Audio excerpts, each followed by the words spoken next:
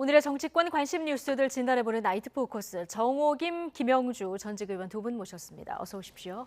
네, 안녕하세요. 네, 윤석열 대통령이 오늘 이동관 방송통신위원장을 임명했습니다.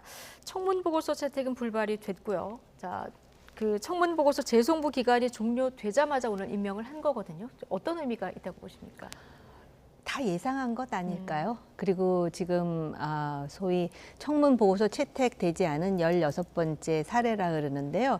그거는 지금 정부를 야권에서 비판하기가 쉽지 않을 것 같습니다. 왜냐하면 지난 정부에서 30몇 건에 해당하는 보고서 채택 없이 장관급 인사를 임명한 사례가 있기 때문에, 그리고 지금 여러 가지 쟁점이 많은데 방통위원장을 이렇게 신속하게 임명했다라는 것은 소위 윤석열 버전의 공영방송 개혁에 대한 의지가 확고하고 또 실천할 준비가 돼 있다라는 거를 보여주고 있는 건 아닌가, 그렇게 생각이 들었습니다. 네. 지금 여당에서는 공영방송을 정상화시킬 적임자다 이렇게 보고 있고요. 민주당을 비롯한 야당에서는 좀 인정할 수 없다 이런 입장인데, 앞으로 방송 정책을 둘러싸서 현 정부 내내 정책이 나올 때마다 이런 어떻게 보면 정치권 정쟁이 계속 이어질 것 같아요. 네, 사실은 지금 그 디지털 시대가 오면서 방송 통신과 관련해서도 굉장히 다양한 어떤 새로운 시도와 또 영국을 비롯해서 많은 국가들에 있어서 국영 방송을 없앤다든지 여러 가지 어떤 새로운 변화들이 일어나고 있는 시점에 지나치게 이렇게 정치권 인사들이 방통위에 들어감으로 인해서, 이것은 어제 오늘의 일이 아닙니다. 이제 그러다 보니까 이것이 정말로 이렇게 기싸움이라든지 패싸움 하는 양식으로 돼 가지고, 오히려 대통령께서는 적임자라고 말씀하시지만 오히려 이분이 방통위원장으로 있는 기간 내내 어떻게 보면 방통위가 공전할 가능성이 많아지고 있다. 충돌될 가능성이 많다. 그리고 이분이 오시기 전에 이미 김효재 부위원장이 MBC, KBS 이사장 다 해임시켜 놓고 완전 꽃길을 열어놓은 거 아닙니까? 이제 이런 것은 한편으로 보면 이게 굉장한 어떤 긴장 속에서 말하자면 각 언론사들이 갈 길을 찾아가야 되는데, 저는 오히려 수신료 받는 거, 징수, 징수부터가 오히려 제대로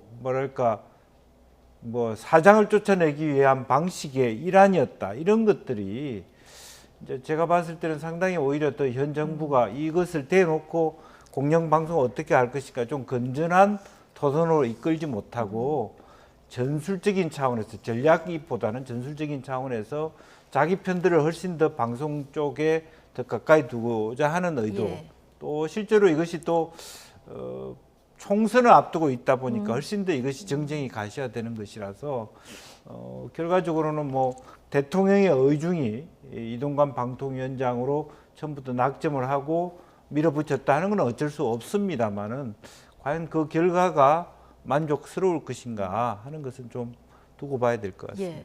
조금 다소 민감한 문제들이 이미 처리가 된 상태에서 임기를 시작했다 이런 얘기를 해주셨는데, 그러면 이동관 위원장 임기 초반에 어떤 문제들을 가장 주력해서 할까요? 지금 천명하기로는 공영방송 정상화, 미디어의 공정성, 공공성, 확립 이렇게 돼 있는데, 그 정상화, 공정성에 대해서 지금 정파적 이해에 따라서 해석이 다르고 정의가 다르다라는 게 아마 우리 사회가, 특히 미디어 환경이 처한 문제가 아닌가 이런 생각도 들고요.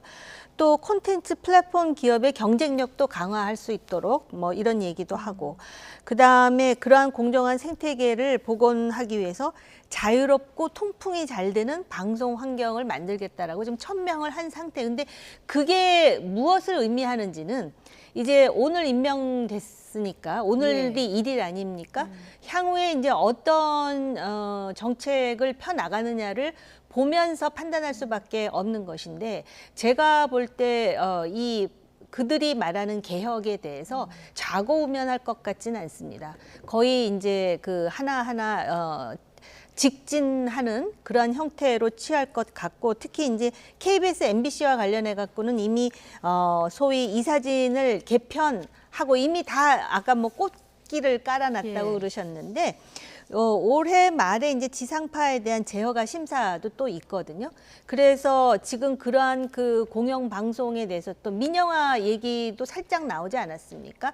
그런 것에 대해서 상당히 그 가속화하는 그러한 그 상황이 될 거라고 저는 개인적으로 생각해요. 네. 그러니까 지금 언론인들의 반발이라든지 여론이라든지 이런 거를 일일이 고려하지 않겠다라는 의지를 지금 보여주고 있는 것 아닌가 이런 생각이 들고, 결국 그 결과로서 여론이 어떻게 바뀌는지도 역시 관전 포인트의 하나가 될 것 같아요. 네, 여러 가지 정책들을 이제 직진으로 좀 추진할 것 같다라는 말씀을 개인 생각입니다. 네, 네. 의견으로 말씀해 주셨는데, 어쨌든 방통위가 5인 협의체 아닙니까? 그런데 당분간 이제 공석이 많아서 2인 체제로 운영이 되는데, 자, 민주당에서는 이 부분에 좀 문제가 있다 이렇게 보는 것 같아요. 그렇습니다. 이제 뭐 어떻게 보면 민주당이 파견해야 될 분들을 파견시키지 않고 2인 체제로 하면서 이것은 문제가 있다.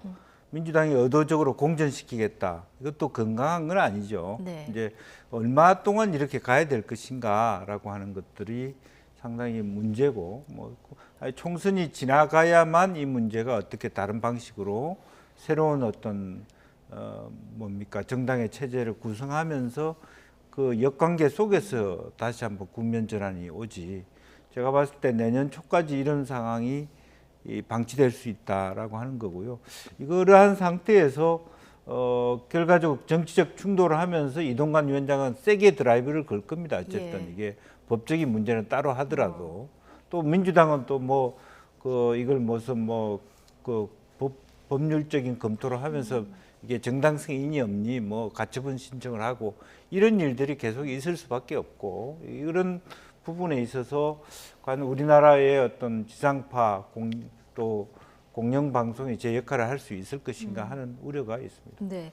그러니까 민주당에서는 2인만으로 의결을 하게 될 모든 안건은 무효가 될 것이다 이렇게 지금 얘기를 하고 있는데, 방통위법을 보면 또 2인 이상 위원의 요구가 있거나 위원장이 또 단독으로 소집은 네. 가능하게 돼 있는데요. 맞습니다. 이 2인 체제로 결정이 되는 이 부분은 어떻게 보고 계십니까? 그러니까는 두 당분간이지만. 명이 되면 회의를 개최할 수 있고 또 의결할 수 있는 것으로 2인 이상이라고 되어 있기 때문에, 그런데 이제 과연 그 회의를 통해서 무엇을 의결할지를 이제 봐야 되는데, 이미 이동관 체제 하에서 무엇이 어떻게 될 것이다라고 예상하는 바가 상당히 많고요.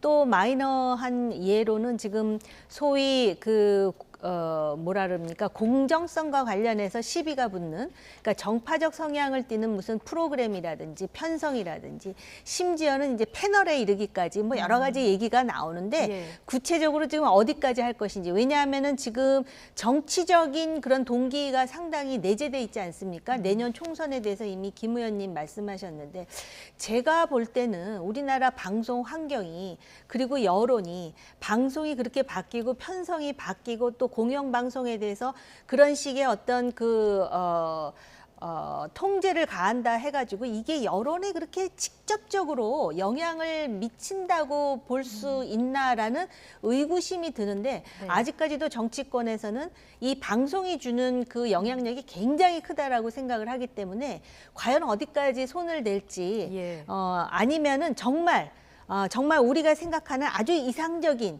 다시 말씀드리면은 지금 지난 정권에 의해서 기울어진 운동장을 다시 왼쪽으로 기울어진 거를 마치도 그 시소처럼 오른쪽으로 기울이는 것이 아니라 평평하게 정상화함으로써, 정말 이 일에 대해서는 이 방통위원장으로서 일을 잘한다라는 그러한 족적을 남길지, 아니면은 많은 언론인들이 걱정하듯이 지금 그 반대의 상황으로 어떤 정치적인 유리한 환경을 만들려고 할지, 굉장히 참 말하기도 조심스럽지만은 네. 일단 그 어떻게 행보를 갖는지에 대해서 보면서 판단을 할 수밖에 없을 것 네. 같습니다. 방송통신 환경을 어떻게 변화시켜 나가는지 보면서 판단을 할 수밖에 없다 이런 의견이셨습니다.